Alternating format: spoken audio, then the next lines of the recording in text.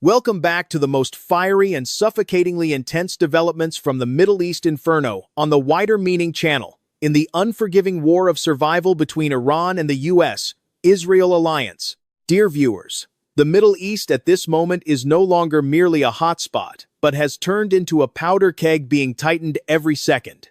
And every illusion of a peaceful way out has been crushed before it could even take shape. The phone calls, the diplomatic signals, the days of ultimatum extensions were only thin smoke concealing a naked truth. Washington has run out of room to retreat and is preparing to make one of the most reckless military moves imaginable. According to leaks from CNN, Donald Trump's administration is no longer stopping at long-range strikes, but is considering sending ground troops to directly seize Khark Island, the energy heart of Iran, where every drop of oil that flows out is tied to the survival of an entire nation. When a superpower is forced to consider such an option, that is not a sign of strength, but a sign of deadlock compressed to the extreme, where every scenario of a quick strike and quick victory has collapsed and forced them into a life-and-death gamble. Washington once believed that it only needed to rain down enough bombs, tighten enough sanctions, and Tehran would collapse as other countries had before it. But they were wrong from the very foundation when confronting an opponent that does not fight by the logic of fear, but by the will to survive. Iran did not flinch, did not break apart.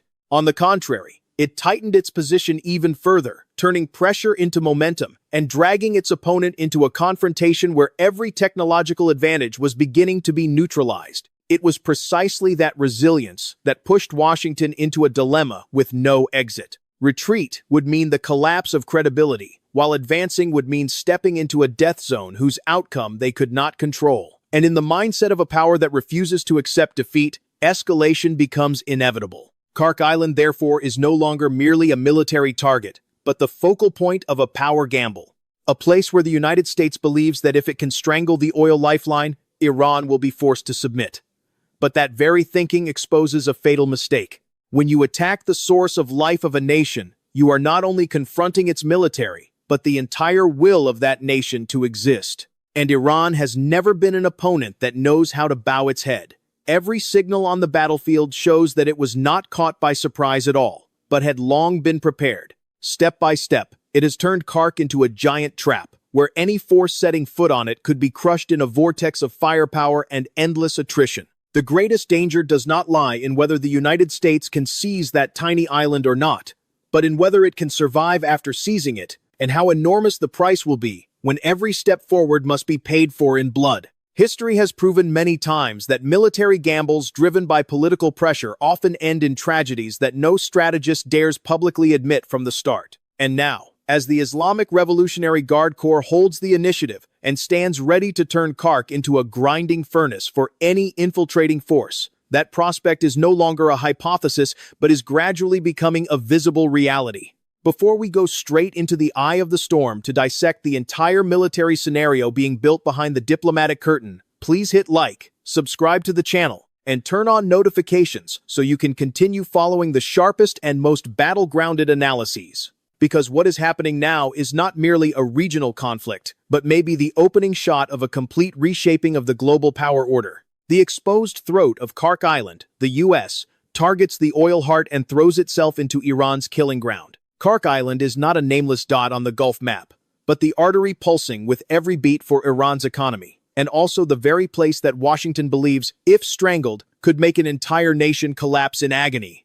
Located only a few dozen kilometers off the Iranian coast, this island is not isolated as many mistakenly believe, but in fact lies right within the protective embrace of the Persian mainland, where every artillery piece, every missile launcher, every long-range firepower system can blanket every square meter of it at any moment. Khark is small enough to make many people underestimate it. Only about 20 square kilometers, less than 8 kilometers long, and averaging 4 kilometers wide. Its surface is so flat that it seems as though there is nothing worth defending. But that very smallness turns it into a perfect choke point, where every oil pipeline from mainland Iran converges like blood vessels at the heart. Beneath the seabed, hundreds of kilometers of high-pressure steel pipelines silently transport crude oil from giant inland fields to the island, and on the surface stands a forest of giant storage tanks with a capacity of tens of millions of barrels. Each tank is a massive block of energy, capable of sustaining an entire economy or becoming a hell bomb if ignited. This is not an extraction site, but the place that determines whether wealth flows out to the world or not.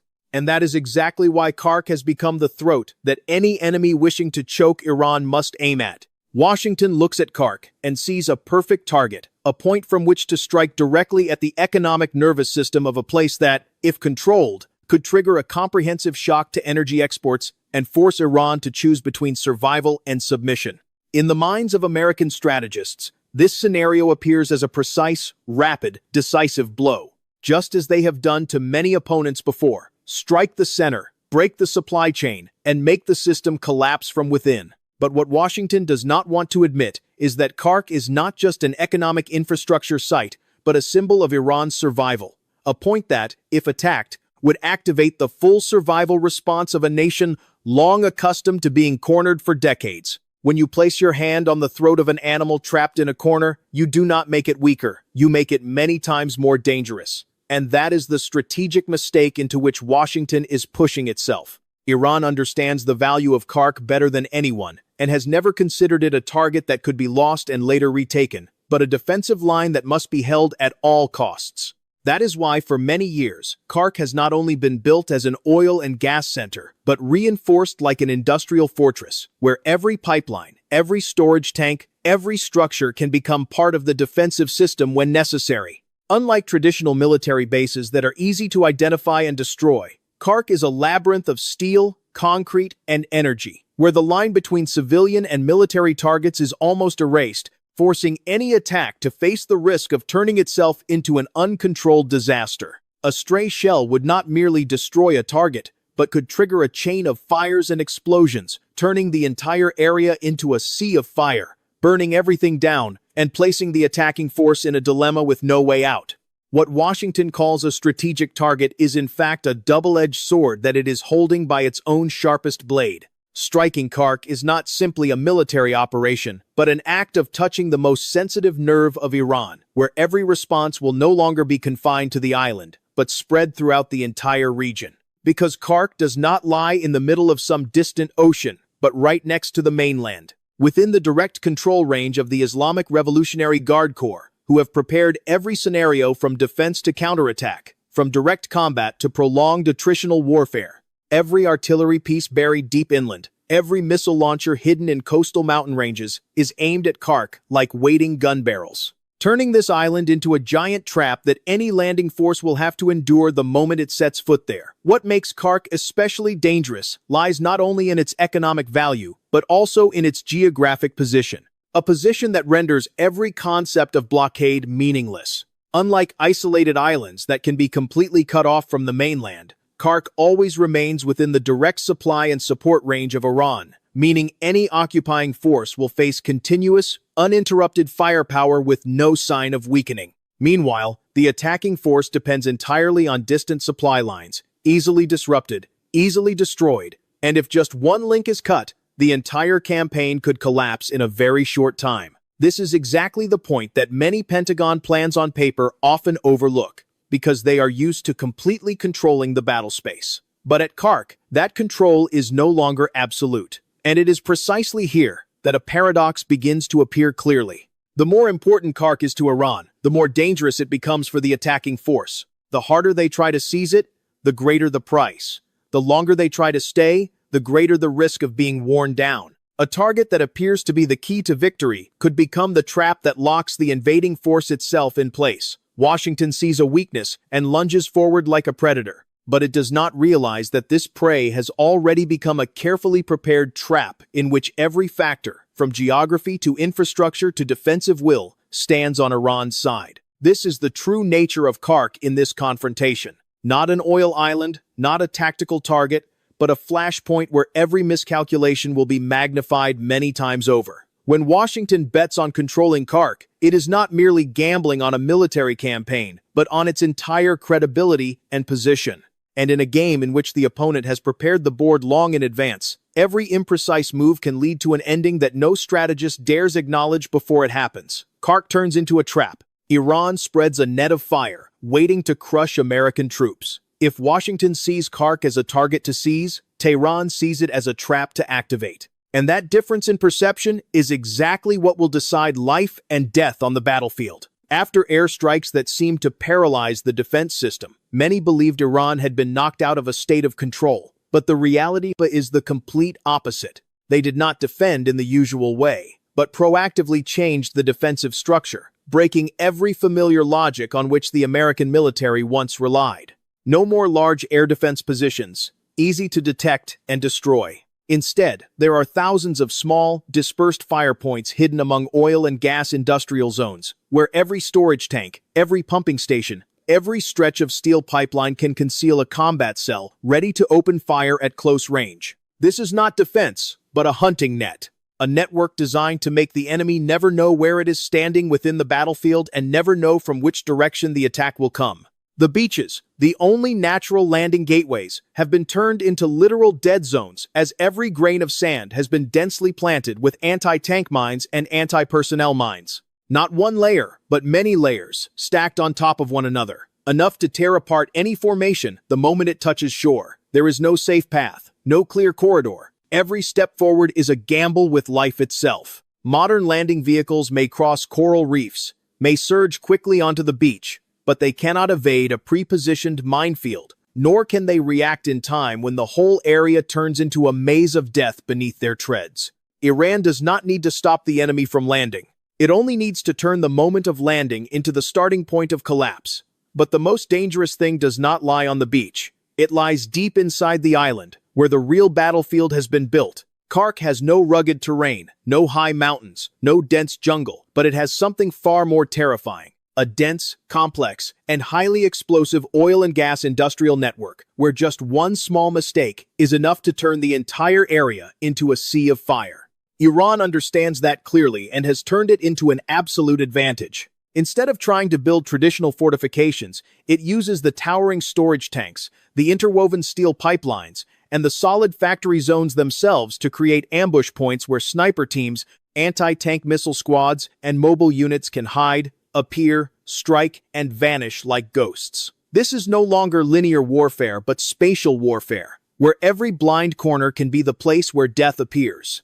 For the attacking force, this is a true nightmare. They cannot freely use heavy firepower because a single stray shell hitting a tank containing millions of liters of fuel would turn the entire area into a giant thermobaric bomb, burning up both enemy and friend alike. That forces them to limit artillery, limit airstrikes, limit everything that was once their greatest advantage. And when those advantages are locked away, they are forced into the kind of combat they least want. Close quarters fighting in a narrow, dangerous, and unpredictable environment. This is exactly the point Iran calculated from the start, dragging the enemy down to an equal level where technology no longer creates distance, where everything is decided by reflex, experience, and will. Iran's tactics are not aimed at throwing the enemy out immediately, but at grinding it down over time, causing each unit to be separated, each formation to be split apart, and each group of soldiers to be dragged into small but deadly pockets of fighting. In a space of only a few dozen square kilometers,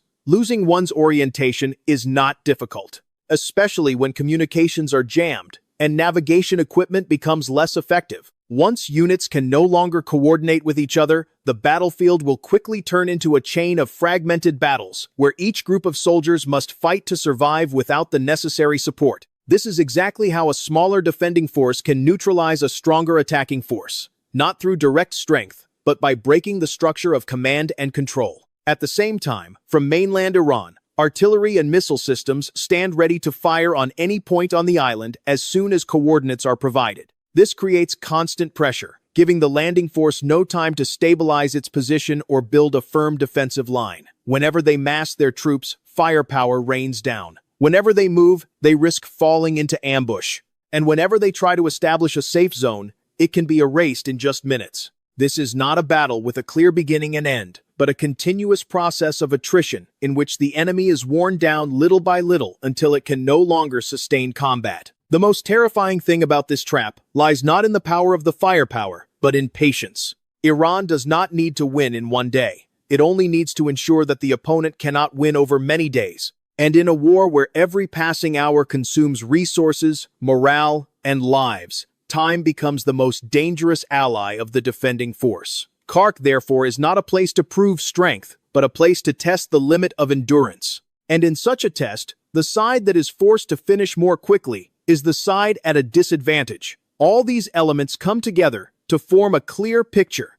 Khark is not an easy target to swallow, but a carefully prepared multi-layered trap where every step forward leads deeper into danger. Washington may believe it is advancing to win, but the reality may be the exact opposite. It is bringing itself into a battlefield where every advantage is being worn away, and every mistake must be paid for immediately. And when that trap closes, the question is no longer who is stronger, but who can endure longer in the hell that Khark is gradually becoming. The ghost of Iwo Jima rises as the Empire repeats its mistake, and blood begins to flow. If there is one thing history always does well, it is never forgiving arrogance. And every time a great power believes it has evolved beyond every mistake of the past, that is, the very moment it begins walking the same road back toward catastrophe. What is taking shape around Khark is not a completely new scenario, but an upgraded version of a nightmare the American military has already experienced. A name that any Marine officer must remember like a scar that never heals: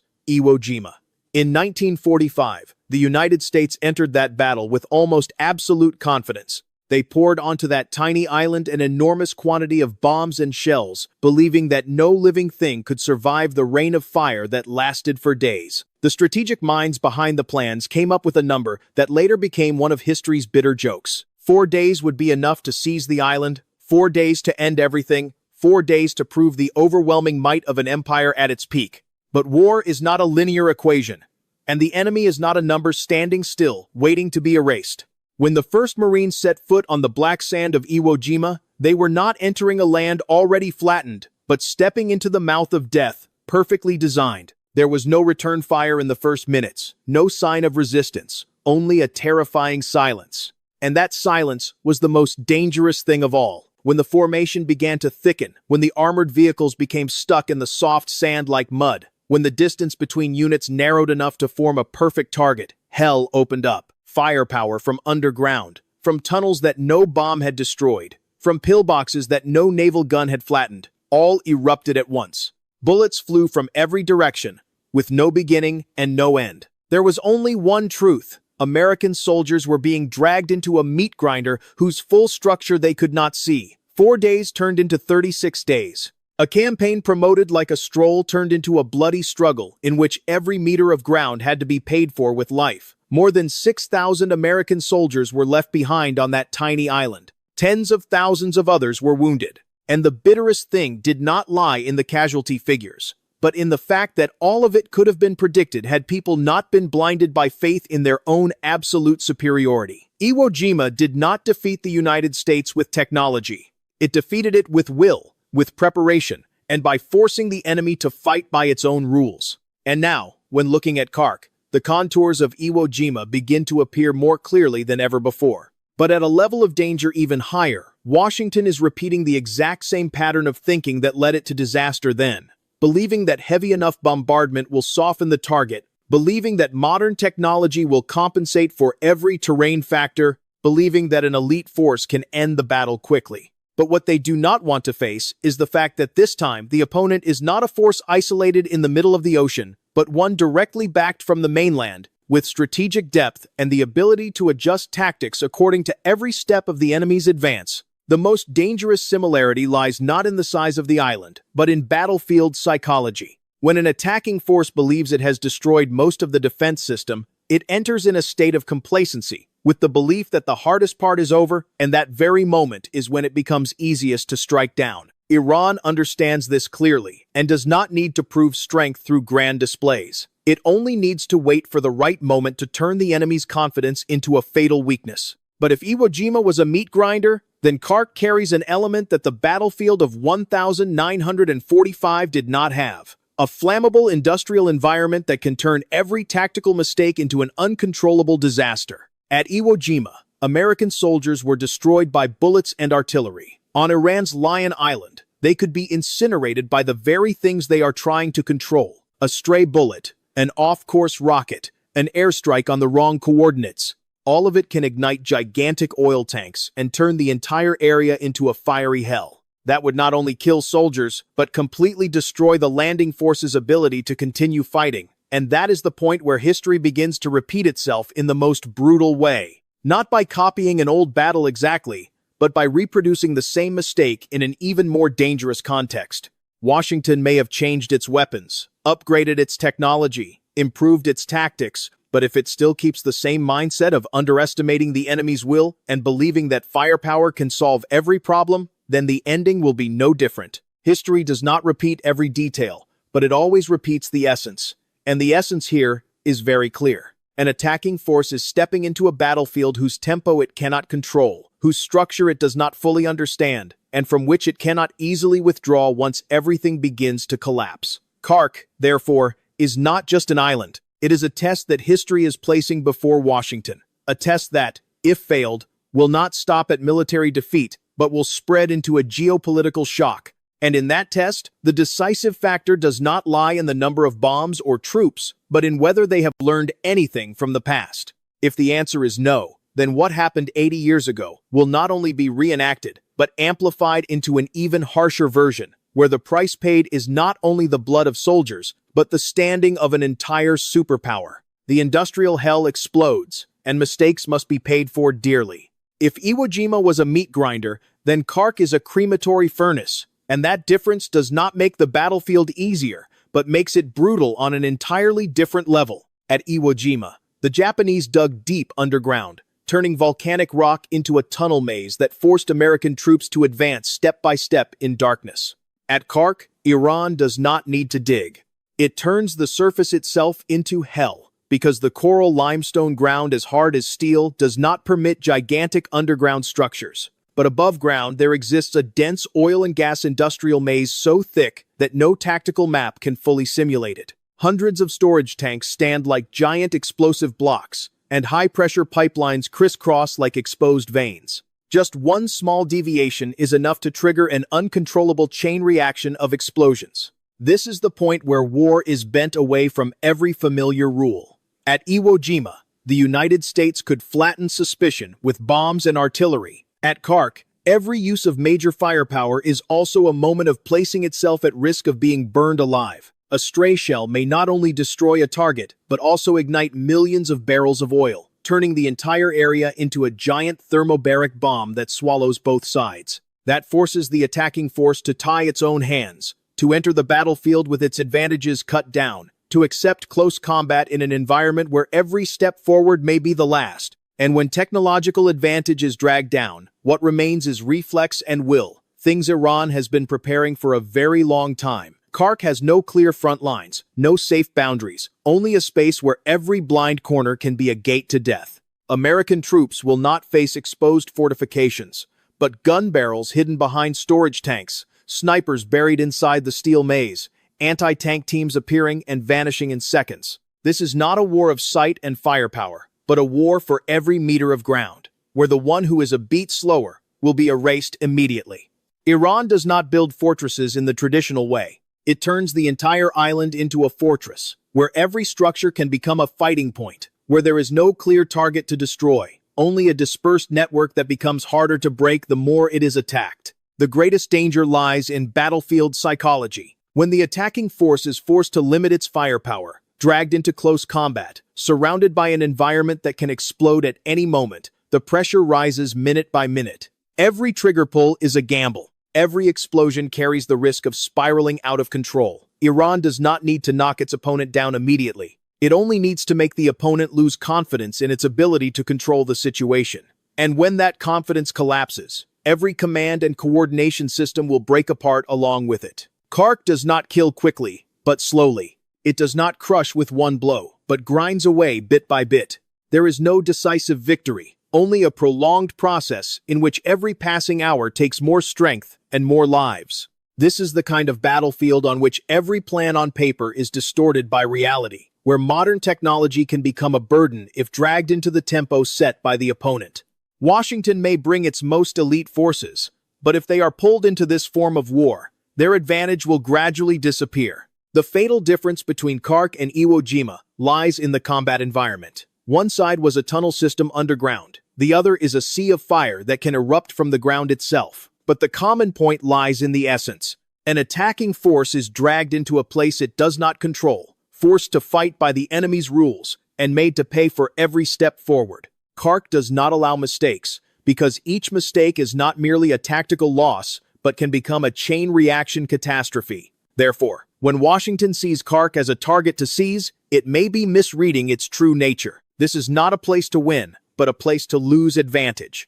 Not an endpoint, but the starting point of a chain of mistakes. And when the first flames erupt from the giant oil tanks, they will not only burn one corner of the island, but may burn down everything that the plan on paper once promised. The Pentagon goes all in. The blow looks perfect on paper, but in the field, it is a gateway to death. When every quick war scenario collapses and every airstrike fails to break Tehran's will, the Pentagon is forced to turn over its final card, sending men into the place it had previously tried to avoid at all costs. Around 7,000 elite troops have been repositioned around the Gulf, not to show off, but to prepare for a direct thrust into Khark. A thrust that, if it misses, will drag behind it an entire chain of uncontrollable collapse. On paper, this is an almost perfect plan, combining naval power, air power, and the most modern landing forces the United States can deploy in a short time. 2 Marine Expeditionary Units serve as the spearhead, ready to surge straight to shore aboard LCAC hovercraft,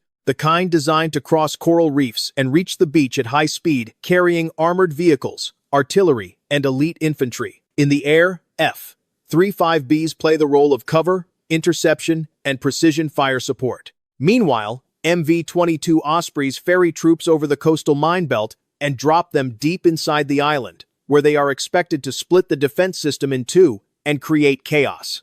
At the same time, the Rapid Reaction Force from the 82nd Airborne Division is placed at the key point of the entire campaign. Their mission is not to fight for every meter of ground, but to strike directly at the vital point, the 8-kilometer runway lying in the middle of the island. If that runway is seized, the United States will open a supply gate, bring transport aircraft in continuously, and turn Khark from a dangerous battlefield into a forward operating base. That is the axis on which the entire plan depends, the point toward which every line of attack is directed. On the map, everything connects smoothly. Every unit has a clear role, every step is calculated, and the expected result is a campaign that strikes fast, strikes hard, and seizes the island in a short time before the enemy can react. But war has never unfolded the way maps draw it. Everything looks perfect until the first bullet is fired. LCACs may cross coral reefs, but they cannot neutralize the dense minefields waiting just behind them.